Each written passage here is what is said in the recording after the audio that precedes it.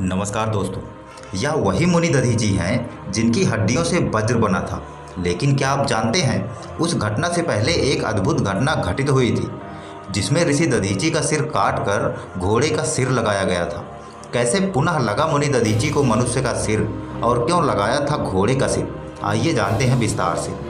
कथानुसार एक बार दोनों अश्विन कुमार महर्षि दधीची के आश्रम में आए और महर्षि दधीची से निवेदन किया कि वह उन्हें ब्रह्म विद्या का ज्ञान प्रदान करें, क्योंकि अश्विन कुमार जानते थे कि महर्षि दधीची के पास ही शुद्ध ब्रह्म विद्या का ज्ञान है। लेकिन उस समय दधीची जी ने अश्विन कुमारों को यह कहकर वापस भेज दिया कि अभी उनके पास समय नहीं है। तब दोनों अश्विन कुमार वापस लौट आए।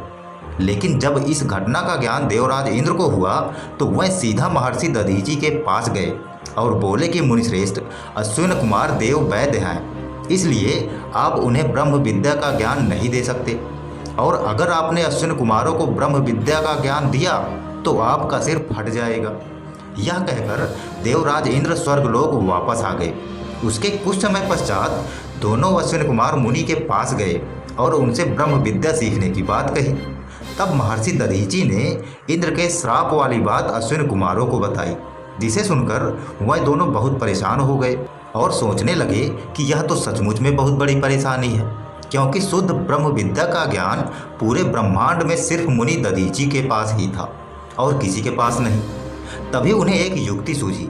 दोनों अश्विन कुमार बोले कि हे महर्षि, हम तो देव वैद्य हैं ही, अतः हम पहले ही आपका सिर काट कर उसकी जगह घोड़े का सिर लगा देंगे, फिर आप मुझे घोड़े के सिर से ही ब्रह्म विद्या का ज्ञान दीजिएगा, और जब इंद्र के श्राप के अनुसार आपका सिर फट जाएगा तो हम फिर से आपका असली सिर जोड़ देंगे। यह उपाय महर्षि दधीची को भी ठीक लगा और ब्रह्म विद्या का ज्ञान देने के लिए तैयार हो गए। तब दोनों अश्विन कुमारों ने महर्षि दधीची का सिर काट कर घोड़े का सिर लगा दिया।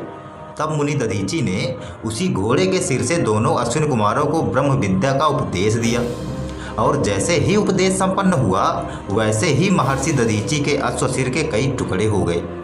इसके बाद दोनों अश्विन कुमारों ने महर्षि दधीची का असली सिर जोड़ दिया, इसलिए मुनि दधीची को अश्वसिर भी कहा जाता है। इसी प्रकार घोड़े के मुख से उपदेश देने के कारण ब्रह्म विद्या को ब्रह्मशिरा भी कहा गया है। तो दोस्तों, आपको ये कथा अच्छी लगी है तो इसे लाइक और शेयर करें, और साथ के साथ आप अगर हमारे चैनल पर नए हैं तो हमारे चैनल को सब्सक्राइब करना मत भूलिएगा। इसी के साथ मैं राहुल विदा लेता हूँ। नमस्कार।